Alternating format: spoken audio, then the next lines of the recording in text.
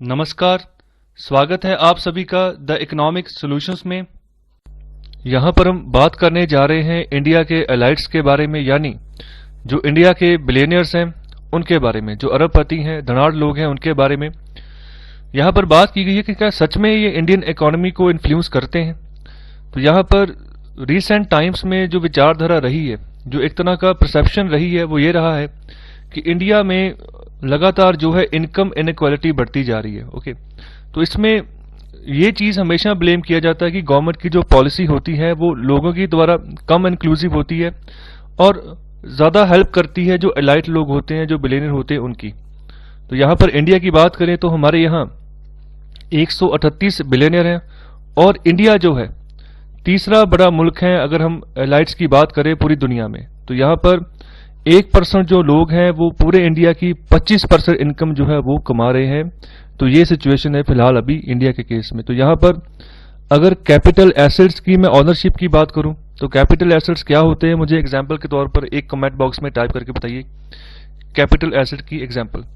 So capital assets की अगर बात करें तो जितनी भी कंपनीज यहाँ निफ्टी में रजिस्टर्ड है, तो 50 वेल एस्टेब्लिश्ड कंपनीज है जो निफ्टी इंडेक्स में जो रजिस्टर्ड है, तो इनके पास 75% के वैल्यू का जो कैपिटल एसेट है उसके मालिक ये हैं। ओके, स्टॉक मार्केट के अंदर।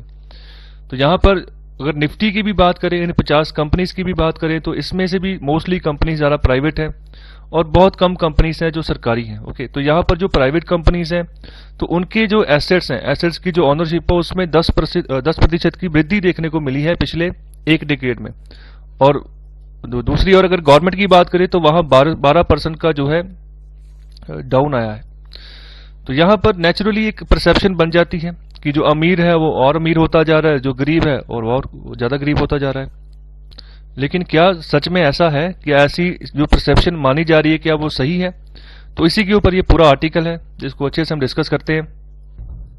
तो कितनी सही है ये परसेप्शन और कितने एक्सटेंट तक जो है जो एलाइट्स हैं अपनी वैल्यू क्रिएट करते हैं, जितनी भी गवर्नमेंट के हिसाब से वो काम करते हैं, गवर्नमेंट के खिलाफ जाकर, जहाँ कह लो कि गवर्नमेंट को चैलेंज करके कितनी एसेट्स जो है वो कमा रहे हैं, तो यहाँ पर कितनी बात सही है। तो इन सबको, इस सारी सिचुएशन को सही करने के लिए एक रिपोर्ट आई थी जिसका नाम था एलाइट क्वालिटी रिपोर्ट 2020। तो साथ ही में इस रिपोर्ट का लिंक भी है, अगर आप चाहें तो इस लिंक के थ्रू रिपोर्ट को पढ़ सकते हैं। तो यहाँ पर जो बेसिक कंपोनेंट्स है रिपोर्ट के, इसको यहाँ पर मैं डिस्कस करने जा रहा हूँ। तो यहाँ पर जो एलाइट क्वालिटी रिपोर्ट है तो वहाँ पर उन्होंने अलग अलग इंडिकेटर्स लिए हैं इस रिपोर्ट को बनाने के लिए। 72 अलग अलग वेरिएबल्स हैं जिसको इन्होंने चुना है across political and economic pillars. Okay, जो भी कंट्री के एलाइट हैं, ठीक है, एलाइट के फेवर में जो पॉलिसीज बनाई जाती है ना, उन सब चीज़ों को यहाँ पर ध्यान में रखते हुए ये रिपोर्ट जो है बनाई गई है। ओके, तो यहाँ पर जो इंडिया का रैंक बनाया है इन्होंने वो है 25वां रैंक है आउट ऑफ 32 कंट्रीज।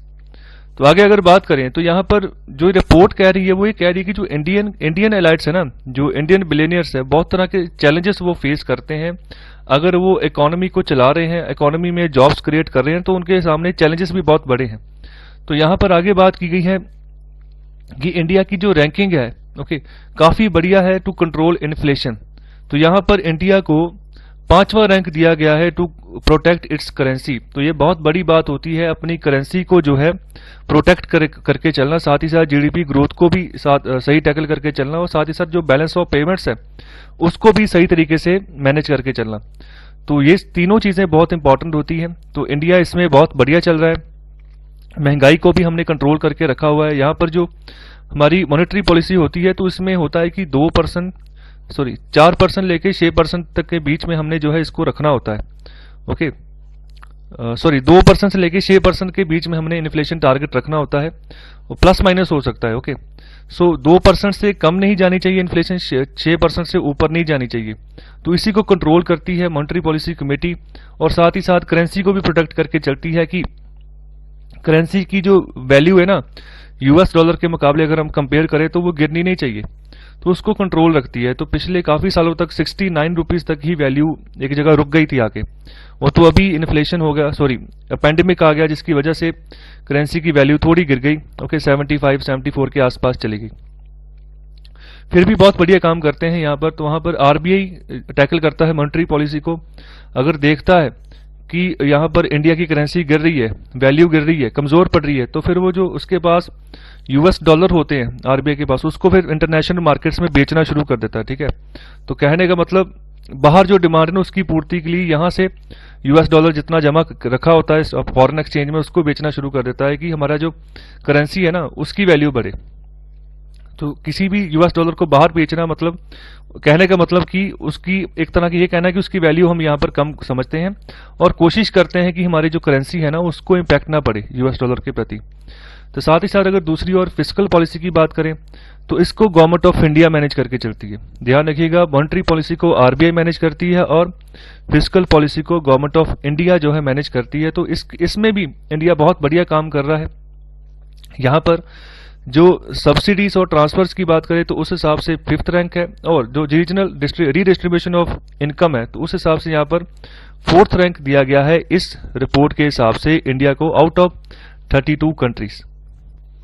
और आगे बात करें तो इंडिया में लगातार जो अरबपति हैं वो बढ़ते जा रहे हैं, ओके, धीरे धीरे बढ़ रहे हैं। तो यहाँ पर अगर बिजनेस की बात करें तो यहाँ पर काफी रीजनेबल डोमिनेंस है इन अरबपतियों का, इन जो बिगेस्ट इंडस्ट्रियलिस्ट हैं इंडिया में, ओके। और जो वेल कंट्रोल ट्रस्ट अगर उनकी बात करें तो यहाँ पर इनको जो है 6th रैंक दिया गया है इस कैटेगरी में। आगे बात की गई है जो इंडिया की इंडस्ट्रीज हैं, ओके, यहाँ पर जितनी भी मेजर फर्म्स हैं, ओके, तो वहां पर इनको जो उनका जो टर्नओवर है उसको यहाँ पर 6th रैंक दिया गया है। इसके अलावा जो कैपिटलिज्म बढ़ रहा है इंडिया में, सो कैपिटलिज्म होता है जहां पर सिर्फ और सिर्फ जो अमीर लोग होते हैं वो कंपनीज लगाते हैं, फिर जॉब क्रिएट होती है। सो एक कैपिटल, ओके, जो मतलब अरबपति है, ठीक है, अपनी इन्वेस्ट करता है कैपिटल, उस हिसाब से जो है इकोनॉमी चलती है। तो यूएसए जो है फुल फ्लेज वो एक कैपिटलिस्टिक इकोनॉमी है, okay. India full fledge capitalistic economy नहीं है। इंडिया को हम टैग देते हैं मिक्स्ड इकोनॉमी का, जहां पर स्टेट इकोनॉमी भी है और जहां पर कैपिटलिस्टिक इकोनॉमी भी है, दोनों जो है पार्टिसिपेट करके चलती हैं। तो यहाँ पर जो वेंचर कैपिटलिज्म है इसको 8th रैंक दिया गया। धीरे धीरे ये भी डेवलप हो रहा है इंडिया में। और साथ ही साथ जो मिनोरिटी इंटरेस्ट होता है, जो शेयर होल्डर्स होते हैं किसी भी फर्म में, जैसे रिलायंस है उसके अंडर बहुत सारे शेयर होल्डर्स हैं, इन्वेस्टर्स हैं, ओके, तो उनका भी यहाँ पर इंटरेस्ट का ध्यान रखा जाता है भारत सरकार के द्वारा, उनको प्रोटेक्ट करके चलती है। तो यहाँ पर 6th रैंक इंडिया को दिया गया है इन सब वेरियस कैटेगरीज में, ओके। आगे बात करें जो पॉलिटिकल एलाइट्स हैं वो फेवर करते हैं जो बिजनेस है, ठीक है, और जो उसका टैक्स है, मतलब जो कॉर्पोरेट जो टैक्स देते हैं उनका भी ध्यान रखते हैं कि क्या टैक्स में कोई गड़बड़ी तो नहीं चल रही, किसी तरीके की कोई हेराफेरी तो नहीं है, उसका भी चेक होता है भारत सरकार के द्वारा। तो यहाँ पर 6th रैंक इसको दिया गया है। इसके अलावा जो कॉर्पोरेट टैक्स ट्रीटमेंट है कि कितना टैक्स लगाना है, कितना टैक्स कॉर्पोरेट से कम चाहिए, जैसे फॉर एग्जांपल CSR होता है, कॉर्पोरेट सोशल रिस्पॉन्सिबिलिटी, तो ये भी एक तरह का सेस होता है जो बड़े कॉर्पोरेट्स को देना होता है। तो इसका जो पैसा आता है सरकार फिर वेलफेयर के लिए यूज करती है, खासतौर के बच्चों की वेलफेयर के लिए। सो इस तरीके से यहाँ पर भी सरकार अच्छे से यहाँ पर परफॉर्मेंस दे रही है। तो अगर हम कॉर्पोरेट टैक्स की बात करें तो इसमें उसमें इंडिया जो रैंकिंग आई है इनमें टॉप कर रहा है, ओके। और आगे बात करें तो इंडिया डोमेस्टिक फर्म्स को भी यहाँ पर फेवर करता है। जो ट्रेड फ्रीडम में जो ब्लॉकिंग होती है उसको हटाने की कोशिश करता है, ओके, लेकिन फिर भी जो है ट्रेड फ्रीडम जो है ब्लॉक होती है। तो यहाँ पर इसका रैंक काफ़ी नीचे है, 27th है। और जो इंडियन इंडस्ट्री है, ओके, उसको बचाने की कोशिश करता है ग्लोबलाइजेशन के इम्पैक्ट से। तो यहाँ पर भी 29th यहाँ पर रैंक दिया गया है। तो यहाँ पर ग्लोबलाइजेशन का इम्पैक्ट से हम कैसे बचाते हैं अपनी इंडस्ट्री को, जैसे बाहर से कोई प्रोडक्ट बन के आया तो उसके ऊपर इम्पोर्ट ड्यूटी बढ़ाते हैं हम, ओके। जैसे भारत में भी एक वॉशिंग मशीन बन रही है, एक वॉशिंग मशीन अमेरिका से इंडिया में आई है, तो उस मशीन के ऊपर हमने 10 या 20% इम्पोर्ट ड्यूटी बढ़ा दी, जिसकी वजह से वो जब इंडिया में आएगी मशीन तो उसकी वैल्यू बढ़ जाएगी, कीमतें बढ़ जाएगी, और हमेशा लोग सस्ती चीज़ को प्रेफर करते हैं। तो इंडिया की बनी हुई जो मशीन है उसको जो है लोग ज़्यादा फेवर करेंगे। तो अभी जब दिवाली आएगी, दिवाली के आसपास सरकार ऐसे काम करेगी।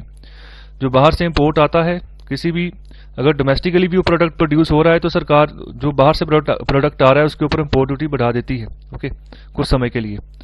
तो आगे अगर कोई नई फर्म इंडिया में एंटर करना चाहती है या बिजनेस में एंटर करना चाहती है तो उसके लिए टफ होता है। तो इसीलिए यहाँ पर 28th रैंक दिया गया, काफ़ी नीचे रैंक है आउट ऑफ 32।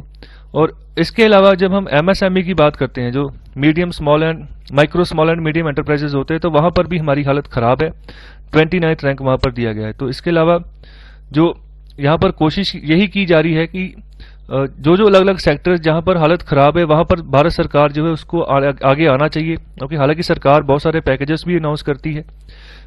पैंडेमिक की टाइम पे 3 लाख करोड़ का पैकेज यहाँ पर एमएसएमई के लिए जारी किया गया था। ओके, सो इसका मतलब है जो इंडियन पॉलिसी मेकर्स हैं, ओके, उन्होंने ज़्यादातर जो एसएमई की जो मैन्युफैक्चरर्स उनकी हेल्प नहीं कर पा रहे। ओके, हालांकि राशि से सरकार ने पैकेजेस जारी किए हैं, पता नहीं उनके हाथ तक पैसा पहुंचा है या नहीं पहुंचा है, इसके बारे में अभी कोई भी किसी तरीके का भी कोई रिजल्ट, कोई डाटा नहीं है। ओके, तो यहाँ पर आगे बात की गई कि जो डोमेस्टिक वर्कर्स है उसके बारे में यहाँ पर इस इंडेक्स में अभी कोई भी बात नहीं की गई है। और आगे बात कर रहे हैं कि एलाइट्स जो हैं वो अगर बात करें अपनी पावर के यूज करने के लिए, तो यहाँ पर अपने जो वर्कर्स के खिलाफ वो वायलेंस करते हैं, ओके, कोएर्शन करते हैं। तो यहाँ पर जब उनके पास पावर है तो यहाँ पर अगर उसका वो गलत यूज कर रहे हैं तो उसके हिसाब से यहाँ पर बहुत ही खराब रैंकिंग यहाँ पर इंडिया को दी गई है। 29th रैंकिंग यहाँ पर प्रोवाइड की गई है। इसके अलावा जो वोमेन है उनकी जो पार्टिसिपेशन है, जो इन्वॉल्वमेंट है पावर में, वो यहाँ पर अच्छी बताई गई कि वहाँ पर 10th रैंक यहाँ पर इंडिया को मिल रहा है। हालांकि बहुत सारे बिजनेस एंटाइटीज में अगर बात करें तो अभी भी फिलहाल वोमेन जो है स्ट्रगल कर रही हैं।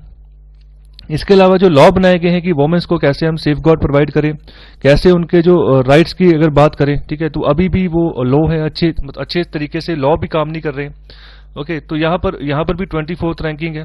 इसके अलावा बात करें सोशल मोबिलिटी की तो वहां पर भी, ओके, तो यहाँ पर इंडिया का रैंक लो है, 29th है। और अगर बात करें जो अपॉर्चुनिटीज यहाँ पर प्रोवाइड की जाती हैं स्टूडेंट्स को, ठीक है, तो यहाँ पर भी 26th रैंक है। ओके, इसमें जो स्कूल लाइफ एक्सपेक्टेंसी है ना वो कम होती जा रही है। ओके, बच्चे जैसे स्कूल में जाते हैं, बच्चे धीरे धीरे क्या होता है कि अटेंडेंस कम होनी शुरू हो जाती है बच्चों की, बच्चे मतलब इंटरेस्ट दिखाना कम कर देते हैं।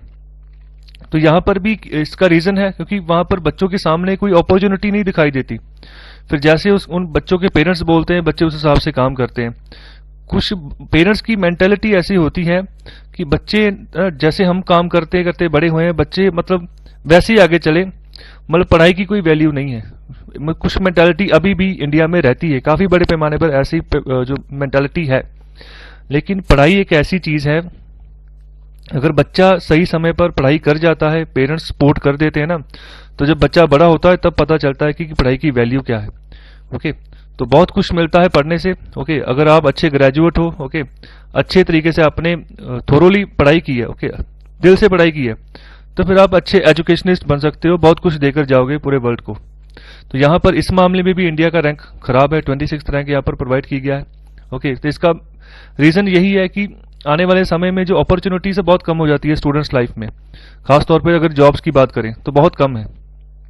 और आगे जो यहाँ पर बात करें डोनेशंस की, ओके, जो कॉर्पोरेट इंडिया करता है, ओके, तो ये भी बहुत कम है। और इसके अलावा एक और है डिसकंटेंट का सोर्स है जहां पर बात की गई है एनवायरमेंटल प्रोटेक्शन, इसमें भी हमारा रैंक सबसे पुअर है, 32nd रैंक यहाँ पर प्रोवाइड किया गया है इंडिया को। हालांकि बहुत सारे इनिशिएटिव्स गवर्नमेंट ऑफ इंडिया चलाती है एनवायरमेंटल प्रोटेक्शन के लिए। ओके, हमारा एक लोगो है, जीरो इम्पैक्ट जीरो डिफेक्ट, मतलब कि जो भी प्रोडक्शन हम करेंगे किसी भी प्रोडक्ट की, उसमें डिफेक्ट भी नहीं होना चाहिए और उसका कोई इफेक्ट भी नहीं होना चाहिए एनवायरनमेंट के ऊपर। लेकिन फिर भी वो इतने अभी कारगर दिखने को, उसका रिजल्ट कोई खास दिख नहीं रहा, क्योंकि 32nd रैंक यहाँ पर हमारा पहुंच गया है। आगे यहाँ पर बात करें कि जो एबिलिटी है गवर्नमेंट ऑफ इंडिया की रिएक्ट करने के लिए किसके खिलाफ, जो ब्लैक स्वैन इवेंट होते हैं, ये इवेंट ऐसे होते हैं फाइनेंशियल सेक्टर में कुछ भी अगर ऐसा हो जाए जिससे रिकवर कर पाना बहुत टफ हो जाता है।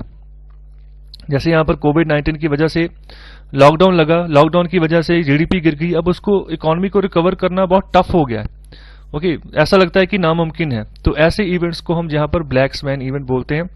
जैसे 2008 में मंदी आई थी तो उस समय भी ऐसी सिचुएशन थी, तो उसको भी यहाँ पर ब्लैक स्वैन इवेंट का नाम दिया गया। तो ऐसे क्राइसिस में अगर बात करें, ओके, तो इंडिया की एबिलिटी जो है वो यहाँ पर अच्छी थोड़ी सी देखने को मिली है। ओके, अगर और हेल्थ की बात करें, वेलबींग की बात करें, तो वहां पर फिर रैंक इतना सही नहीं है, 26th रैंक है।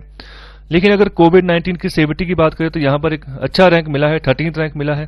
और साथ ही साथ कुछ स्टेट गवर्नमेंट्स और सेंट्रल गवर्नमेंट की अगर बात करें कि कैसे इन्होंने शॉक को रिस्पॉन्ड दिया है, अभी जो इकोनॉमी को शॉक पहुंचा है उसको कैसे रिस्पॉन्ड दिया है, कैसे इसको टैकल किया है, अगर इसका हम कंपैरिजन करें कुछ हायर इनकम कंट्रीज के साथ, तो वहां पर इंडिया की परफॉर्मेंस यहाँ पर अच्छी बताई गई है। यहाँ पर 12th रैंक यहाँ पर प्रोवाइड किया गया है।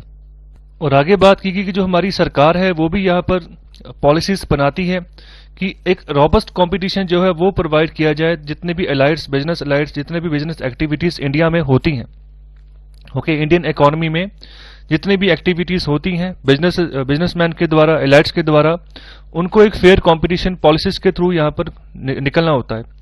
तो यहाँ पर मोटे तौर पर अगर बात करें तो जो हमारे यहाँ के जो एलाइड्स हैं, अरबपति हैं, वो इतने पावरफुल नहीं है जितने कि अगर हम कंपेयर करें हमारे नेबरिंग पाकिस्तान के साथ, तो वहां पर वो ज्यादा वैल्यू एक्सट्रैक्ट कर रहे हैं, ज्यादा पैसे कमा रहे हैं, ओके। तो वहां पर रिस्ट्रिक्शंस कम है। तो यहाँ पर इंडिया में ये लेस पावरफुल है, यहाँ पर ये रिपोर्ट बता रही है। तो यहाँ पर जितने भी एलाइड्स काम कर रहे हैं वो एक फ्रेगमेंटेड एक बिजनेस मॉडल के तहत यहाँ पर काम कर रहे हैं, ओके। जो भी गवर्नमेंट रूल बनाती है उनको फॉलो करके चलना पड़ता है। साथ ही साथ अगर इंडियन एलाइड्स की बात करें तो ठीक है, तो इसका मतलब हम ये भी निकाल सकते हैं कि वो जो है ज्यादा यहाँ पर कॉपरेट करके चलते हैं और आगे भी इनको जो है ज्यादा कॉपरेट करके चलना चाहिए, जिससे कि इंडिया की जो पोटेंशियल है, ओके, वो और बढ़े, इंडिया की जो ग्रोथ है वो और आगे बढ़े, ओके। अलग अलग जो वेरिएंट्स है, ओके, अलग अलग वेरिएशन है, अलग अलग तरह की जितने भी सेक्टर्स हैं इकोनॉमी में, हर एक सेक्टर जो है अच्छे से ग्रो करे, इंडिया की जो ग्रोथ है, ओवरऑल ग्रोथ, वो आगे तक जाए, ओके। तो इनका बहुत ही अहम रोल है अगर ये अच्छे से कोऑपरेट करें इंडियन इकोनॉमी में। और लास्ट में बात कर रहे हैं कि एलाइड्स बहुत ही इंपॉर्टेंट होते हैं किसी भी कंट्री में। अगर वैल्यू क्रिएट करनी है ना, तो और कंट्री को एक ऊंचाई तक पहुंचाना है, तो उनमें उसमें एलाइड्स का बहुत ही इंपॉर्टेंट रोल होता है। उनको हम नेगेटिव नजरिए से नहीं देख सकते हैं, ओके। लेकिन उनको ये भी चीज ध्यान रखनी है कि वो जो भी काम करें एक एज ह्यूमन फेस के तौर पर काम करें, मतलब एक सस्टेनेबल ग्रोथ प्रोवाइड करें, लोगों का भी सोच के चलें और देश का भी सोच के चलें, इस तरीके से काम करें। तो यहां पर एक सबसे सटीक एग्जांपल बैठती है रतन टाटा जी की, पूरे टाटा एम्पायर की। जब से टाटा ग्रुप बना है उन्होंने आज तक देश के भले के लिए काम किया है। आज भी जितना प्रॉफिट टाटा कमाता है उसका 60% जो है ना वो चैरिटी में चला जाता है। अलग अलग प्रोजेक्ट्स हैं टाटा के जो वेलफेयर के लिए चलाए जाते हैं, तो 60% प्रॉफिट वहां जाता है। तो इसीलिए आपने किसी भी लिस्ट में जो है ना, जो अगर बड़ी अरबपतियों की लिस्ट बनती है पूरे वर्ल्ड की, तो टाटा का नाम आपने नहीं सुना होगा, रतन टाटा का नाम वहां पर नहीं आता है। इसका रीजन यही है कि सबसे ज्यादा प्रॉफिट जो होता है वो सारा बांट देते हैं अलग अलग जगह में। जैसे बॉम्बे में टाटा कैंसर हॉस्पिटल शुरू हुआ था, काफी साल पहले शुरू हुआ था, ओके। तो इसी तरह से अलग अलग वेरिएशन, अलग अलग सेक्टर्स में टाटा काम कर रहा है और देश की भलाई के लिए आगे आ रहा है। टाटा नैनो भी इसका एक यही कंसेप्ट था, देश के लोगों के भले के लिए वो कार, इतनी सस्ती कार वहां पर प्रोजेक्ट की गई थी टाटा के द्वारा, ओके। तो अगर दूसरी ओर मैं अंबानी की बात करूं, तो यहां पर जब उन्होंने 10,000 करोड़ का खर्चा कर दिया था अपने घर के ऊपर ही बॉम्बे में, तो रतन टाटा ने तब उसको क्रिटिसाइज भी किया था कि ये सारा का सारा बेफजूल खर्चा किया गया है, ये लोगों का पैसा था जो लोगों की भलाई के लिए, लोगों के लिए जॉब अपॉर्चुनिटीज पैदा करने के लिए लगाना चाहिए था, ना कि अपने घर के ऊपर। तो ये बिल्कुल सही बात थी। यहाँ पर जो एलाइट्स हैं इनको सोचने की जरूरत है कि क्या काम करना है, क्या देश की सिचुएशन है और क्या आपकी रिस्पॉन्सिबिलिटी है। देखो, जिसके पास ताकत होती है, जिसके पास पावर होती है, जिम्मेदारी भी उसी की बनती है, ओके। तो ये बातें ध्यान रखने योग्य है, ओके। तो यहाँ पर ये सारा जो लेक्चर है, सारा का सारा जो आर्टिकल है, ये कोशिश कर रहा है कि किसके ऊपर, एलाइट्स के ऊपर यहाँ पर ध्यान देने की कोशिश की गई है कि कैसे अगर ये सुधरे, देश की इकोनॉमी जो है उसको अलग अलग वेरिएंट्स में सॉल्यूशंस मिल सकते हैं, देश की जो इकोनॉमी है वो दोबारा पटरी पर वापस आ सकती है। सो आई होप आपको ये एपिसोड अच्छा लगा है, तो कृपया लाइक, शेयर और सब्सक्राइब जरूर करें। आपका बहुत बहुत धन्यवाद लेक्चर सुनने के लिए।